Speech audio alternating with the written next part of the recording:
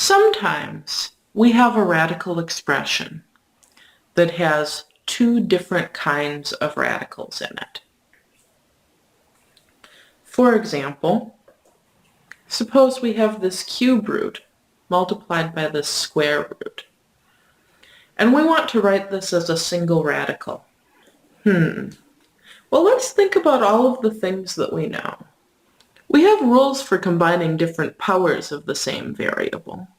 But thanks to rational exponents, we know that radicals are just powers in a funny hat. And so, shouldn't we have rules for combining different roots of the same variable? Suppose we should. Oh, but wait. Instead of memorizing a whole new set of rules, in order to write something like this as a single radical, we just write everything in terms of rational exponents and use the old rules. Here's how that works. Recall, we're trying to simplify the cube root of x squared y times the square root of xy squared. First, we write everything in terms of rational exponents.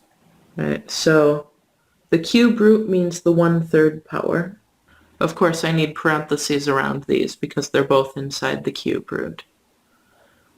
The square root means the 1/2 power.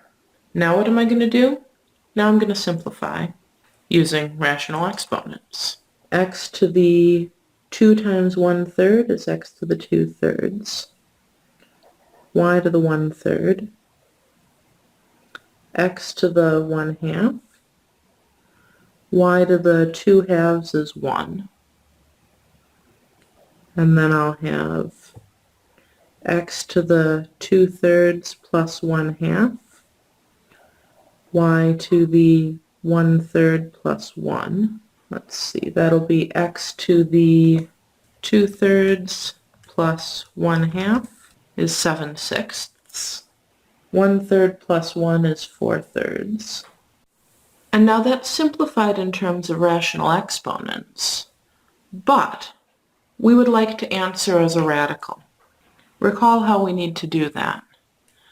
We need to find the LCD of the exponents, and that will always be fairly straightforward in a problem like this. I have 6 and 3. Their least common multiple is 6. So 7/6 will keep. 4/3 will be 8/6. So this expression will be x to the 7/6, y to the 8/6, which will be x to the 7th, y to the 8th, all to the 1/6. And so we will write this as the 6th root, x to the 7th, y to the 8th. I'm going to give you one of these to try now. Simplify the expression the square root of x times the cube root xy by writing it as a single radical. Pause the video and try this now.